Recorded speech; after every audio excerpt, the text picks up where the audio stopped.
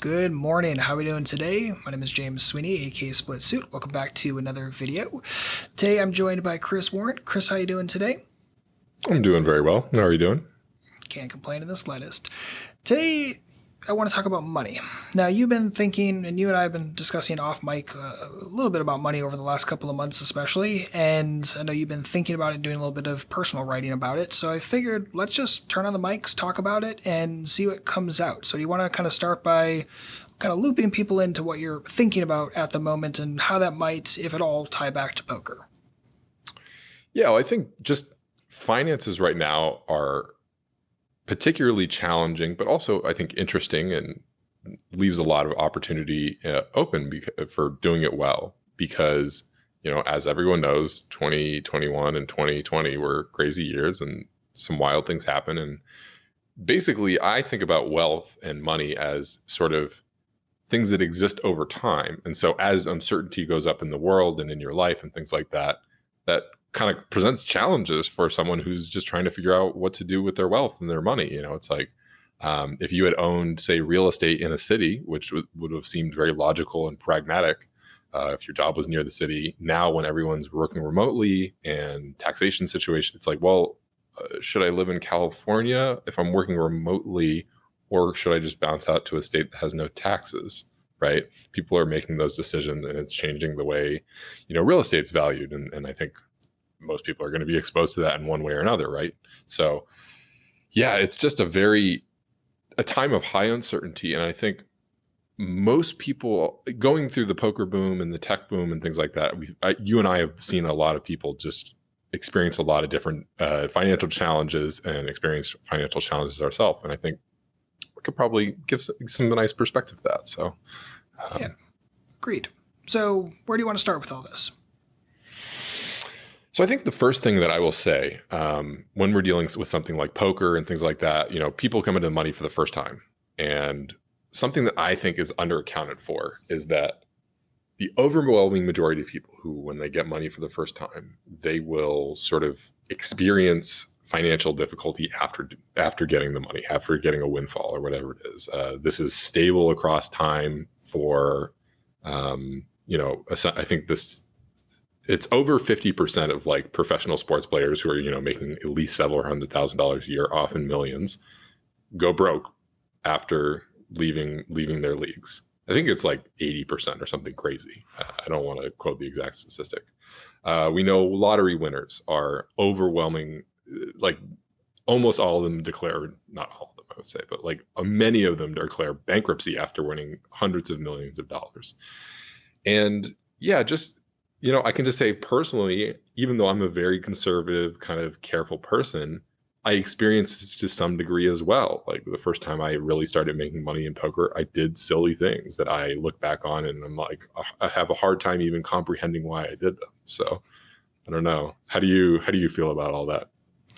I think it's 100% true. And I think when someone comes into a windfall of cash, and whatever that means for you, right? I mean, I think that's kind of a relative term. The amount of money, whatever it is, just think about it as terms of being big for you right this moment. Someone just drops a knot of cash in your pocket. I think most people don't account for the things that are coming after it, right? Taxes, I think, are a big one, but also just what you're going to do with that cash in general. And if you've never thought about it before, you're just inherently going to get walloped. Most people are just going to spend the whole knot anyway, and then there's going to get Yep. crushed with the tax bill, which is still coming. And I think Yep. that's kind of first and foremost. And then the next is, what do you have you ever even thought about what you're going to do with it? And I think this is where wargaming becomes really important.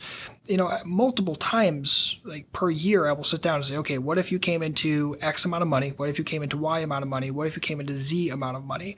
And what would you do with that? And oftentimes the first thing I think of is just sock it away, just because you never know. Better to do that than make some really really stupid purchases and just completely devalue the money, like going and buying an exotic sports car or something. Like, yeah, let's just roll off 25% of our value at minimum right off the bat. Just trying to war game that out and think about it in advance, so that way if it ever does happen, and hopefully it does, that I'm not going to get blindsided by it. Because I think getting blindsided by money is it's going to happen if you're not financially fluent in the slightest. And again, we're not even talking about like hardcore investing or anything like that. Just having like a base plan for if I come into cash, what am I going to do?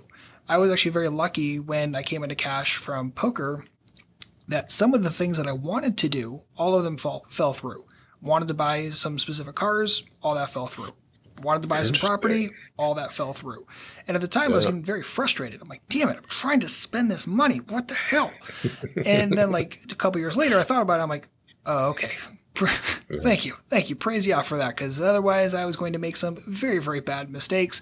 And, sometimes being protected is a very nice thing. But most people don't get protected. Most people are just, everyone comes out asking for cash. They want to offer it. They want to just buy random crap. And then before you know it, all that money that they just got is instantaneously gone.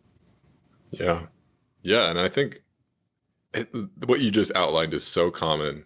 I remember there was one specific person who was loosely acquainted with who had something like, a several $100,000 per month break even point during the poker boom. And to me, that always just, when I thought about that, I was just like, okay, I see. And in fact, I would say that is so common. There's so many people who have a very high income and are broke effectively, right? They're in debt. They make $500,000 a year and they're minus 50 year over year. It's like, just incredibly common. And, I think there's a lot of, the thing to be aware of is that if you're in a Western culture, like there's a very strong push towards consumerism. And so if you have not really thought about what your principles are and what your value systems are, if you start walking into the arena where culture is talking about money and how people are dealing with money in general, you're going to be all of a sudden exposed to all the traps that rich people are essentially targeted with, right? There's financial scams. If you talk about, if you actually go back and read any biography of these sports players, I think Charles Barkley had a great anecdote. He was like, when we were in the championship, like I wasn't worried about playing ball. I was worried about dealing with all the people and the money and all the business things I had going. Like that was where my head was at. I was so stressed about that. I didn't even care about the championship. Think about that. That's crazy. Like that's such a different perspective. And I think, that's just, for me, that's not necessary, really, right? Like wealth really is, to me, a process. And if you've never been wealthy before, if your family doesn't have money, you probably don't have the experiences to avoid these traps and manage money carefully. Therefore, like you said, kind of taking an approach of like sock it away and just play defense for a while, in my opinion, if you can get yourself to do that, if you can even take portions of it and just play defense, incredibly powerful. Incredibly powerful. Yeah. It's actually funny. You and I were having a conversation, I think earlier this week, last week, it doesn't matter. But you were kind of laying out some things that you were seeing in current systems and current happenings in society and monetarily. And you were very focused on the defense part of things. And my poker brain always kicks in because I'm like, okay, well, if there's something to play defense from, that inherently means there's something that you can play offense on the opposite side of that. And I think one of the toughest things for me is how to stay focused on kind of both at the same time, but also not getting totally locked into just defending. Because, like you said, there are opportunities available, but you have to be smart. You have to look out for them. And if you're not really confident or you can't stomach the risk of that for whatever reason, then playing defense makes a tremendous amount of sense. And just for most people who just are not particularly financially fluent, I think defense is definitely the safer play rather than thinking you're going to jump in there and, I don't know, hit the GameStop lottery somehow. Like, just chill out, and defense is probably going to be at least a little bit smarter. In fact, I'm looking at the markets right now, and I'm like, okay, like, there are some things that I'm not particularly fond of. So one thing I could do when I was talking with my son about this earlier is, okay, what about looking for situations where you could throw a bunch of money into it? That is a strategy. Another strategy is to kind of start liquidating some of your positions. Just saying, okay, well, cash in hand is going to be more powerful than having to get locked up into something that especially could be negative EV or maybe too much risk. That's kind of the approach that I'm taking right this moment. I'm looking at a tremendous amount of uncertainty. I'm looking at a lot of signals that say, I think, higher probability of down than up, at least in the medium term. So I'm going to start liquidating, start taking more cash in hand, and go that direction. Yeah. How do you think about that? Because I think that's always the tension for me is where do I look for defense in my life and where do I look for offense in my life? I think you nailed it with that, is that there's the balance of offensive defense. And I think you want to spend some real time thinking about that. I think poker players in general tend to lean heavily on offense, too heavily, probably. And, that's why they end up in these situations where it's like they have to make so much money per month and money's just flying around, money's getting loaned out. And they're doing so much offense that it's like, they can literally just be stressed at just trying to have a baseline. And for a game like poker, in my opinion, you want to be like calm and zen and just focused on the puzzle that is poker. Poker is a challenging game on its own. You start throwing all this financial chaos in just having seen it many times, it's like people just get obliterated in those situations. I think I figured out why. I've been thinking a lot about this for a little while. And it's because as poker players, we are training our brains to focus on EV. And we say something is plus EV, and as such, we run at it full steam ahead. And there's not enough thought about comparing multiple EVs of multiple options in front of you. It's just, okay, I have a 0.5% edge over there, and as such, I'm going to run at it. And when you're thinking only in terms of looking for things that are positive, be it slightly or massively, like you miss opportunities around you because you're not thinking about the opportunity cost. You're not thinking about other options that are available. You're not thinking about, maybe diversification and allocation that way. And that can be a real problem because our whole brain is focused on find edge, take edge. Well, there are lots of edges. Lots and lots and lots of edges available. Everything from super moral to super immoral to super ethical and super unethical. And I think you really have to scale back, zoom out for a moment and think about what are all the options in front of you. Not just, hey, there's something that's plus EV, I'm going to run at it regardless of how much, what percentage of my wealth I have to dump at it. I think that's where people get themselves into a lot of trouble. Yeah, I think very much I agree. And then also an element of focusing on offense. And I think this is very cultural to America. I don't know if it's as true in other Western countries, but where we love to just like stack up the edge, stack up the edge, stack up the edge. And what can happen is you end up building a house of cards that has no foundation. And we see this, there's famous stories about like hedge funds, like even just this GameStop thing. It's like hedge funds were just like, well, we can make this money shorting this stock. And no one paid attention to the scenario where, well, all of our shorts stack up and then now we're massively exposed. And it would be obvious to anyone doing the research just because no one had really done the research before, right? The hedge funds were the money in the room. So they're like, well, if we're the money in the room and we're all kind of maybe loosely working together to prevent this type of thing from happening. And,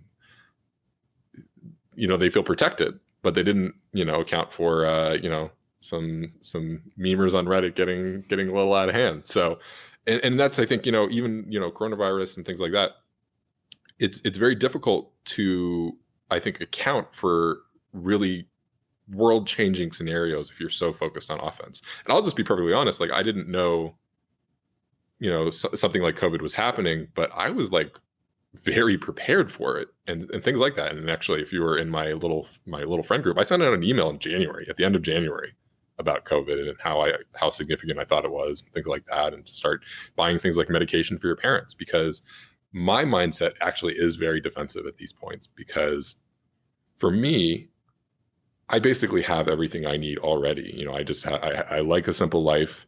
No one's really dependent on me at the moment. And so for the most part, like I have everything I need. For me, it's really about defense. And I think that's different from a lot of poker players. And the perspective that I've got taking that approach, I think, is quite unique in the sense that, when I think about an opportunity or something like that, I actually think about where my energy is going. Like, if am I getting in a offensive state of mind? Am I getting in a state of mind where I might be exposed to losing? And then how would that losing affect my sort of daily operations of, running the businesses and playing poker and things like that? Those are things that I think poker players tend to really under account for. And I think young people in general kind of don't really consider, like, oh, well, like if I just, bet 10,000 on Mayweather or whatever and I lose, how am I going to be impacted the next day? And I will just say, it sounds like I'm being a nit. In my experience, I've made more money accounting for who I am than I have chasing. I'm a very good trader in the markets and things like that. I've spent a lot of times with these types of things. And I just found over time, if I wasn't living my life if I was just chasing the EV and I wasn't thinking about who I was, I tended to make less money. And it's a little bit of a hippy dippy concept, but I see so many people putting themselves in situations where they get unhappy with their life to chase money, where they're already successful. They already have everything they should need to set up the things they need for success. Do you run into that? Actually, just had this conversation with my wife, I think yesterday, and just thinking about the concept of success and how you really have to spend some self time reflecting on what that means to you, because otherwise you're going to endlessly chase this success thing without a clear definition of exactly what you're chasing, and that's just going to be a real problem both now and later.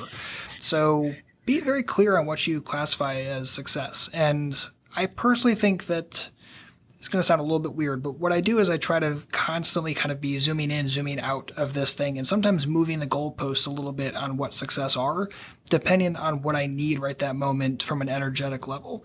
And again, not to go hippy dippy in the slightest, but like, if I'm feeling really burnt out, if I'm not feeling particularly positive, I'm like, okay, well, let's change what is success to something that's maybe a bit more reasonable instead of something that's kind of that next tier, next thing that I want to hit.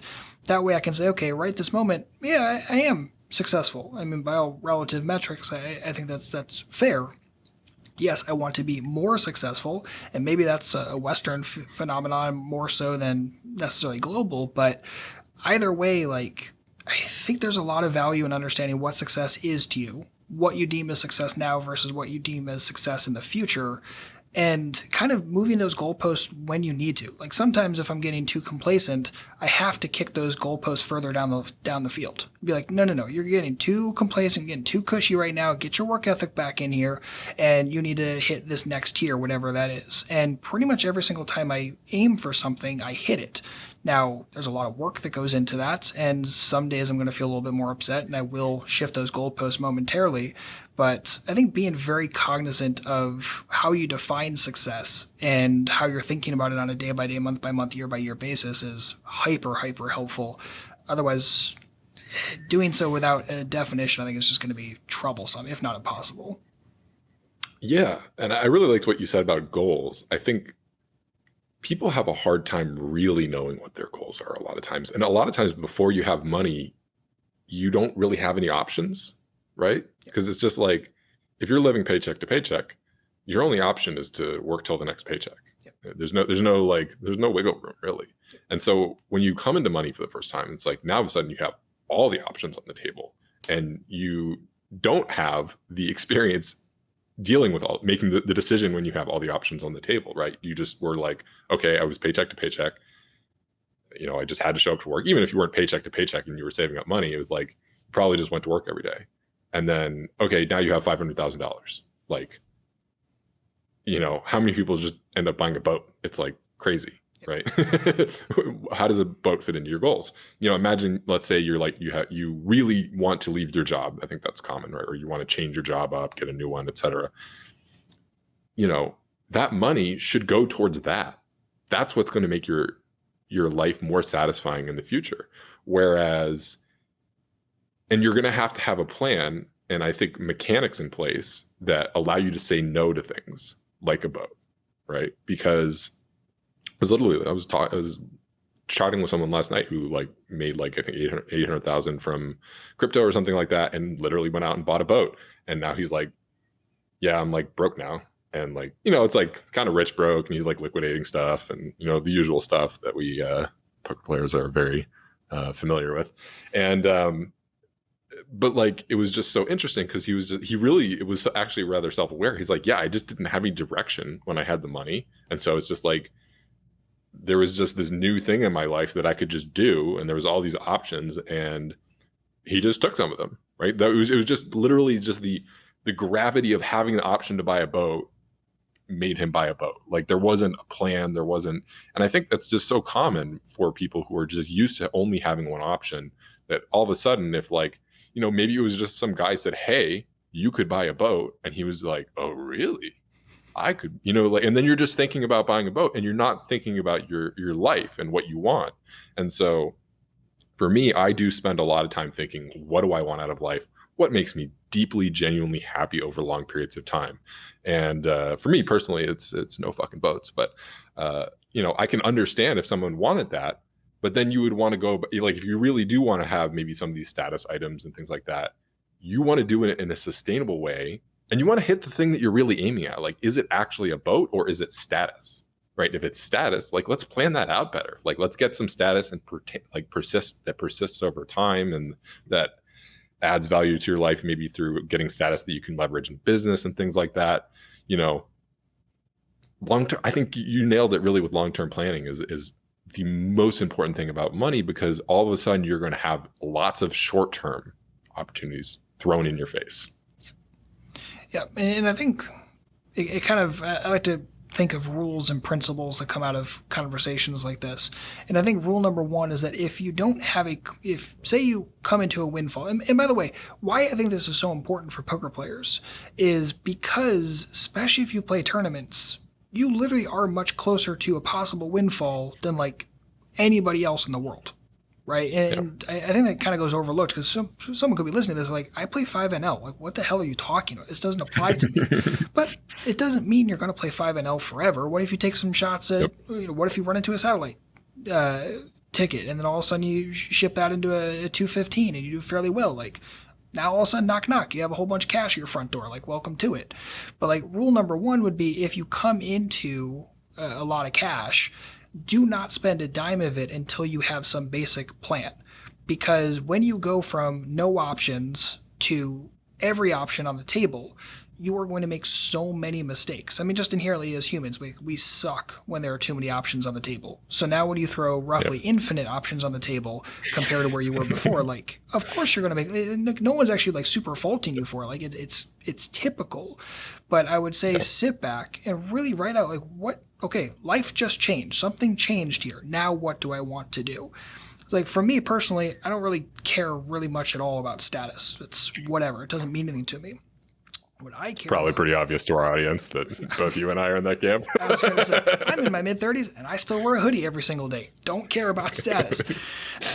But what's really important to me is thinking about freedom and flexibility and options. I don't ever want to be in a situation where I don't have options. And as such, I need to think about how I can use money in order to have what I want, which is flexibility and options. Now, I'm probably going to work until the day I die. I enjoy working. I legitimately like getting up in the morning and getting to work. And it could be working on house stuff. It could be working on Redship. It doesn't matter. I have a lot of energy and I need to put that to use and work towards something. And when I'm building wealth at the same time that I'm doing that, all the better.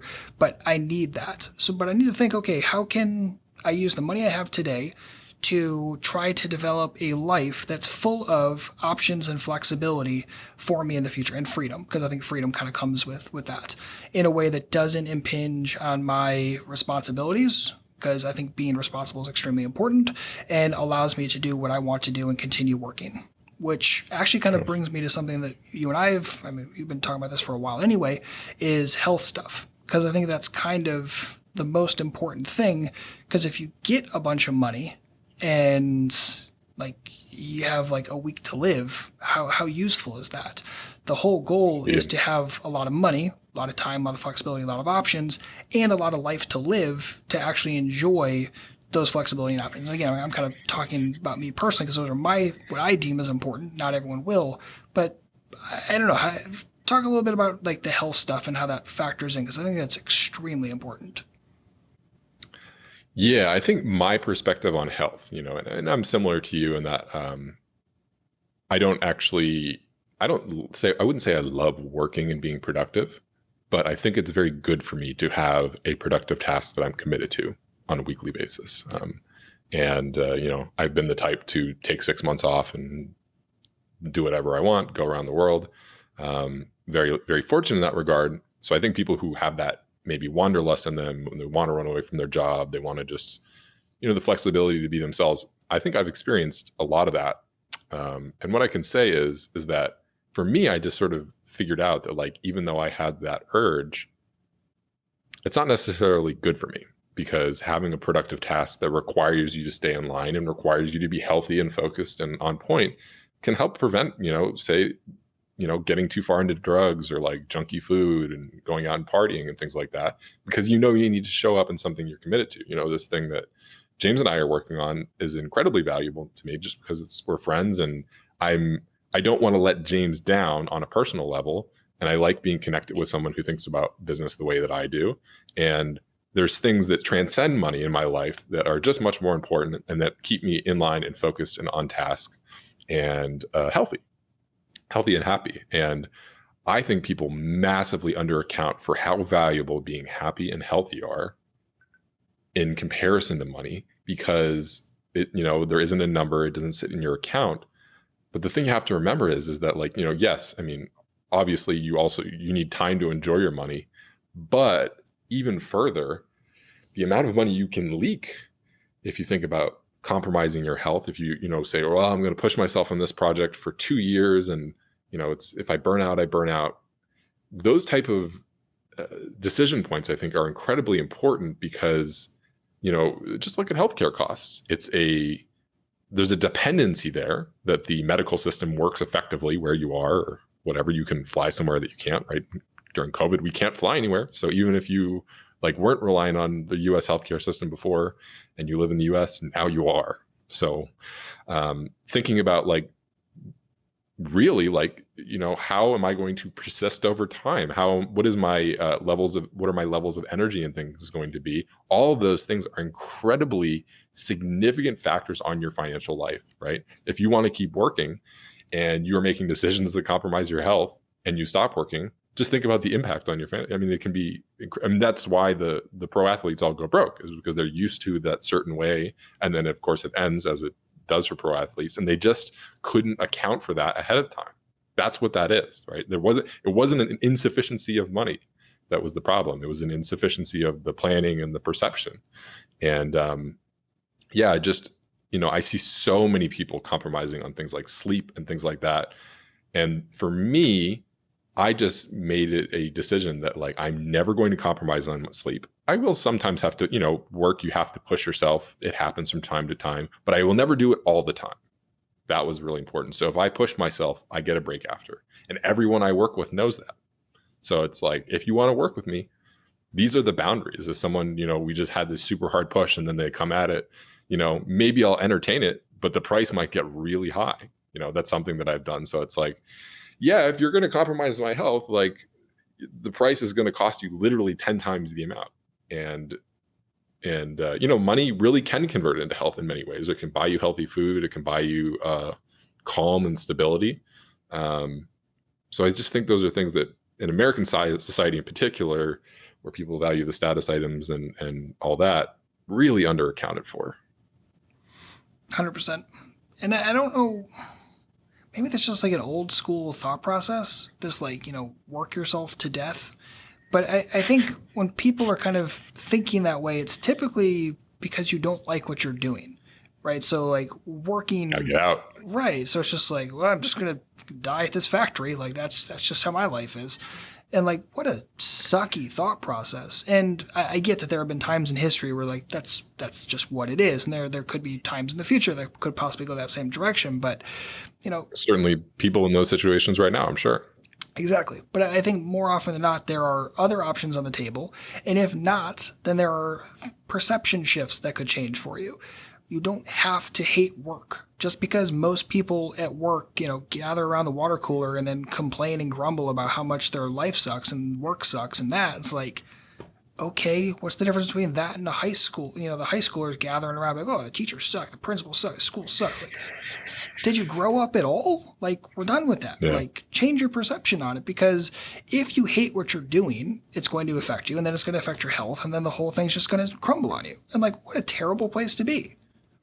I actually think the hardest thing is understanding what would make you happy, because I think people spend so little time on it these days. It's like, and I know when I was 20, like I would have never predicted this is what would have made me happy. In fact, I pretty much live like I'm 20. There's just some nicer food and less stress, but like really, like I like simplicity, and that's just who I am. It's not something I'm pitching to anyone. It's just, for me, if I'm able to spend some money and not have to worry about something, it's incredibly valuable, and therefore I don't buy things that I have to think about. So, James always laughs at my car and things like that, because it's just like it's the first car I bought, and I just never changed it. Why would I? I don't want to have to go buy a car and think about that. And It's I so approach funny. pretty much I everything. didn't laugh at your car. I had to think about why I laughed. I literally have been thinking about this for a while. Like, why the hell did I laugh about that? And I think it's because Yeah, I don't know how the hell you managed to keep the same car. Because you left the state, it's true. then you left the country, and then I see you 5 years later and you're driving the same damn car. I'm like, how didn't that car get sold? And like, I don't care if you buy the same car, just like, later in life. It's the Uh, same damn car. I still don't True. understand that. That's why I laughed at it. I totally Yep. understand, riding a car into the ground. Like, totally understand. I'm going to do that with my truck. Yeah. Like, no question about it. But yeah, I was like, why the hell did I laugh about it? And I'm pretty sure that's why. It just made no sense that you have the Seaworld's exact magic same. car. It really is. Gotta love Yeah. it. Well, I was in South America for 2 years. That's pretty impressive. You're right. No, Exactly. I never thought about Where that. did you put it? That's seriously, where the hell was the car? So actually, when I came back from South America, it was a little fun. So I just stashed it in my parents' house and not like really Yeah. taking the appropriate steps. And it was during like one of the biggest blizzards or whatever. And then the blizzard had frozen over. It literally took me 7 hours to dig the car out of the snow.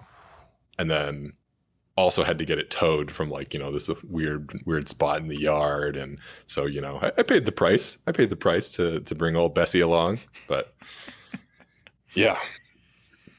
And but like you can actually kind of see how I approach some of these things. Like, when I was flying off to South America, I actually didn't prepare and didn't really worry about the car, because it was like, it's just a $5,000 or $10,000 car, whatever it was worth at the time. And so I was just like, yeah, throw it in the car, like see what happens. Like I don't know if I'll ever use it again, right? Maybe I just love South America and I'm a South America dude now. So I really actually, that's a good demonstration. The responsible like wealth management thing would have been put the maintenance things in the car and lock it up so mice don't get in, because mice shoot up all the electrical in there. And take all these steps. But like I was just like, I just don't want to worry about this. And if I lose a couple $1,000s because I didn't, because I'm so careful with money, I had that money available. And you could say it's theoretically irresponsible, but I just know who I am, and I don't like worrying about small details like that. And I'm willing to leak a bit of value there. And so I think that's an important thing. James, I think, leans on the end of like going to be responsible, everything's going to be well managed and on top of things. And the important things in my life are very well managed. But there's a lot of things that are just like chaos that I'm just like, well, I'm just not going to worry about that. If it costs me a couple $100 a year, like cost me a couple $100 a year. Yep. And yeah, I think people don't talk about that because it can be weird to talk about that, like being irresponsible or feeling irresponsible. But really, like why be wealthy if you're just not going to be able to be the person you want to be? That's the whole fucking point. Exactly in my right. opinion. Exactly. Right? What else are you doing it for? I mean, Yeah. the scorecard maybe, but like, there's more to life than just the scorecard. You have to do something with the damn money and make it work. Yeah, to make you work for happy. something. Exactly. That's Make exactly what it you into a goddamn win. Exactly. Exactly right. Yeah. So I don't know. Do you want to continue on? You got other thoughts here, or you kind of just want to leave this as a natural pinpoint? I'm not sure. So I think I'll just wrap up with as poker players, you need to have a lot of cash available. It's just kind of the nature of the beast. In the current situation with a ton of uncertainty, you want to think about how do you keep that cash available over time. If you're dealing with like a risky online site, that's something you have to mitigate. If you are dealing with the US dollar, is the US dollar stable? I don't know, right? Don't assume that it is. And for a poker player, like if you enjoy playing poker and you're successful and you're making money, you want to stay in the game. That's the most important thing. If you can stay in the game, you can keep making money. You get kicked out of the game, you might have problems. So, can you maybe diversify some risk, taking some staking deals or things like that? Can you just make connections with people who would be able to invest in you if you did have problems, who would be aware that you're a talented player? Personal connections, people sort of, I think, tend to undervalue as valuable as well. But literally James and I started working together. I was just, what was I doing? I was just kind of like on a break from projects, and these were like consulting projects where I was charging a lot of money. I wasn't enjoying myself, and I kind of was just telling him about it, and I was like, hey, like, would you want to do any work together? And James was like, yes, please. And I gave him like a rate that was probably 25% of what I was charging my clients because of the value of our potential working together. And it worked out really, really well for both of us. I'm completely pleased with it, like much happier than what I was doing. And also I think just the stability of you and I working together and having time to work and learn how each other works and things like that has been valuable beyond exactly what we were working on. And I think people tend to underaccount for that. So, yeah, that's my little tidbit to leave it with, I guess. I like it. Yeah. And I just want to reiterate kind of one point we talked about earlier is to echo you. Yes, we do need cash. Cash is very, very important. You have to stay in the game. Do your absolute best to make sure you don't get walloped. Don't get over leveraged in anything, especially things that just have a massive amount of uncertainty. It's not to say, take any home run potential off the table, but be very, very careful if you are over leveraged in any single thing, and make sure you have some stuff socked away just in case. Like I mentioned earlier, I'm looking at things. I'm like, I think I'd rather have that cash in my pocket than quite possibly experience, a similar market fall that we saw last year. I mean, if you check the charts, like it's a pretty damn steep drop. And I'm not trying to like Nostradamus this thing and like, sniff out the exact top of the market or anything like that. I'm just like, well, I don't know. Things could go really, really down. And I think I'd rather just have cash in hand because I could do more things with it. And that's more important to me. And then the other thing is when you're going to put money towards things or even time towards things, make sure you're focused not just that there's an edge there. You can find edges a billion different ways in life. Rather think about that compared to other options available and then choose the thing that's going to be the best for you. From a monetary perspective, from a health perspective, from a time and enjoyment perspective. Don't just get lost in everything has to be financial. There's, the economic concept of utility is essentially, how things, I've always kind of viewed it as like how things feel, like happiness, a measurement of that. Like when you get a tattoo, like there's no financial value in that. It's just utility. It makes you happy. So you get a tattoo. Fine. That's what you're spending your money on. Focus on that. Yeah. And if these are things that are kind of newer to you or you're not really thinking about these things, spend 30 minutes. Write down your current thoughts on money, where you are, where you want to be, and maybe stretch that to an hour. And I assure you that kind of exercise, if you're not doing it already, is going to be extremely helpful in the long run. So many people just get caught with their pants down because they've never thought about this stuff. And why would they? No one teaches you to think about this stuff. But, the opposite. The opposite. You're exposed to so much marketing that our focus is constantly shifted away from it. Yep. And I'll give you a fun example of utility that I think makes it really concrete. One of the things, having done lots of gambling and day trading and activities like this, I have a lot of friends who are still doing things like that. And one of the things that makes me smile the most is when there's a big down like that market, when someone's in GME for a stupid amount of money. And I'll give you the anecdote from GME. I found I was talking to someone who was in GME for a big amount. And he's like, well, like, yeah, the only thing I did for the last 2 weeks was just watch the ticker. That's it. And then read the analysis at night. That was his entire, thing. And I like to buy things that I never have to think about or very infrequently. Like maybe I'll check once a quarter. And I do that because it provides me utility.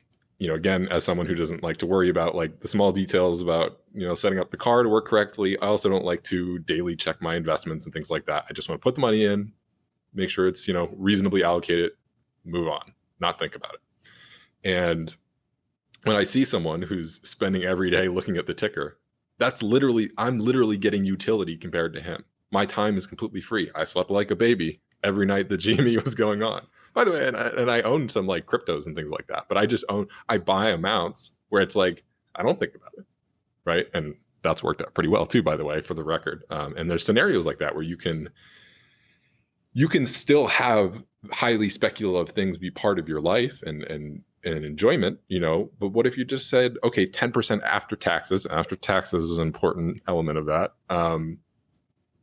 You can have your gambling fun with, and will you be stressed about 10%? And when, 10%, when 1% of your 10% changes 30%, like who gives a fuck. Right. Exactly. And yeah, but that's real utility, like sleeping calmly at night like a baby, real utility, right? Like,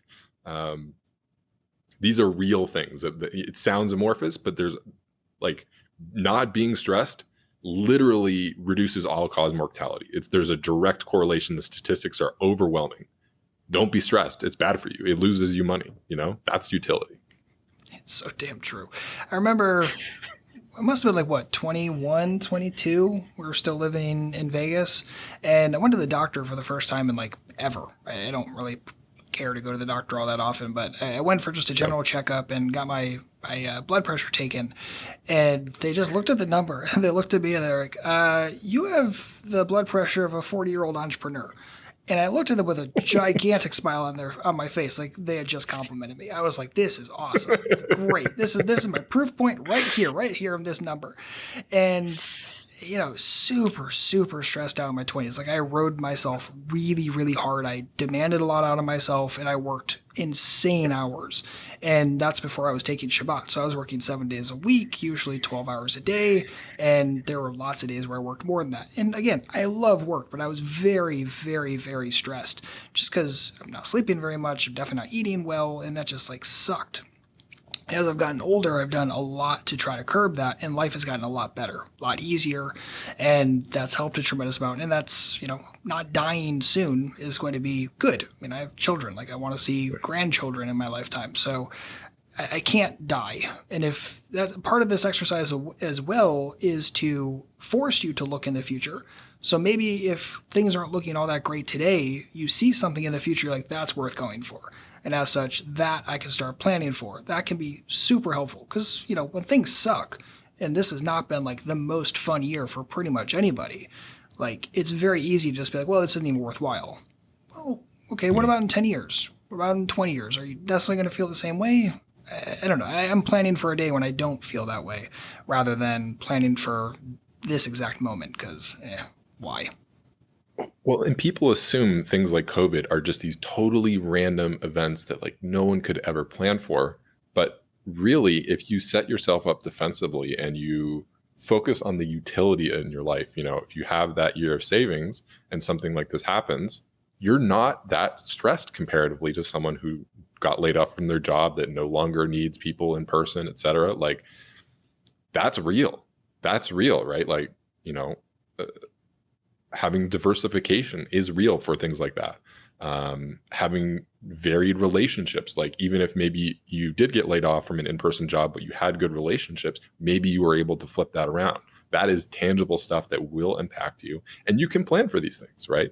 If I loved your comment about just poker players being on offense all the time. It's like, at a certain point, if you get happy with your life and you see the future value in spending time with your kids and being there for grandkids and things like that, it's like you can quantify it. You can really quantify some of these things that feel intangible and, help make that decision real. Like for me, when I spend money, I'm thinking about, okay, like how much time is this? How much time does it take me to make this money? Like, do I want to waste my precious time on this thing? And most of the times the answer comes back, no, I just don't give enough of an F. My time is more precious. Yep. I agree with all To that. me, at least. Yeah, I mean that's the right way to think about it. I used to think about Yeah. every purchase I made in terms of big blinds. I literally say, okay, this is X amount of big blinds in my game. Do I want to rip off any percentage of my bankroll to Oh spend yeah. that? Whereas now it's all Yeah. about time, because it's, the older you get, the more you realize, wait, I'm going to die at some point, and I can't. It's the one thing you can't buy more of. So, what are Yeah. the things that I can do to extend time?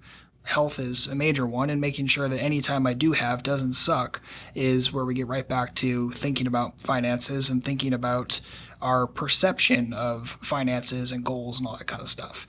So I think that's worth spending at least a little bit of time on if you aren't already doing this, and maybe make it like something you do every quarter.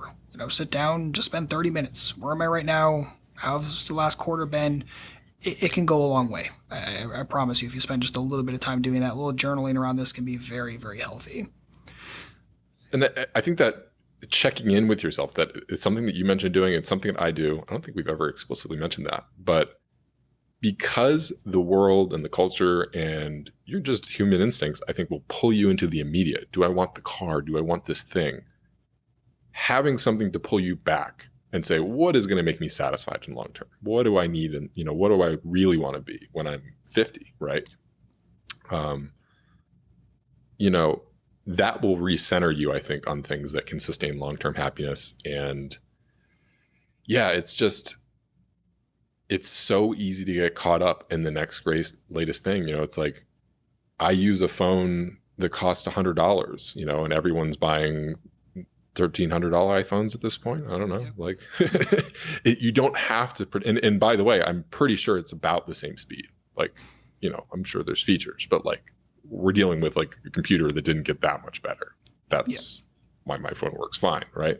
And yeah, like really focusing on what are the principles of allocating your cash. What do you dedicate it to? The reason why I buy $100 phone is because I just want to be able to drop it and break it and not care, right? Same reason with the car. It's like, if someone steals my car, I'm just like, well, I guess I'll buy another one tomorrow. Like, it would not even ruin I'd be annoyed that I have to go buy a car. Correct. That's what would annoy me. Like, I wouldn't be annoyed about the loss. I'm like, oh, this was planned for. Like, really glad it wasn't a $30,000 car or a $50,000 car. Yep. Me even doing something crazier than that, like when we were back in the poker days, we considered buying some of those supercars and things like that. Yep. So yeah, it's just, there's some very tangible things you can do, and just be prepared, I think, to develop those principles. And if you aren't the type of person to be like cautious with money and think about money a lot, account for that, plan for that. And when you get some opportunities and things like that, just build it in. Like, not everyone has to be super focused. Like, there's a ton of value in being a non-money focused person. Like, in my opinion, like, and as someone who plays poker, and we were talking about poker, like, most of us, I guess, have a larger emphasis on poker, but like, just being able to chill out and go out, hang out with the kids, like, not be super worried about, schedules and commitments and all that type of stuff. Like, all that stuff factors in. And if it costs you more money to have a better life, like, that's good. You should do that. Yep. 100% agreed. Excellent. I think this is a good place to pin it, but I really appreciate you sitting down and having this chit chat, and kind of an atypical conversation for us. So if you, the listener, have any thoughts, opinions, or want to jump in and share your own insights, like, please do. You can join us over on the Discord at redchippoker.com/Discord. Jump in, and love to hear what you guys think, not only about kind of this kind of video, if you like this kind of thing, but also if you agree, disagree, have questions, thoughts. Like, would love to. Again, this is just so different for us, but I enjoy it. I think, I'm hoping other people do too, because this is the kind of thing maybe we could do a little bit more of going forward. Essentially, we're just turning the camera on for conversations we already have personally, so I think that's worth at least a little bit of something. But anyway, again, thank you so much for hanging out today. We'll see you guys back with another conversation shortly. Again, you can check us on Discord, redchippoker.com/Discord to get right there. Otherwise, in the meantime, good luck out there and happy grinding.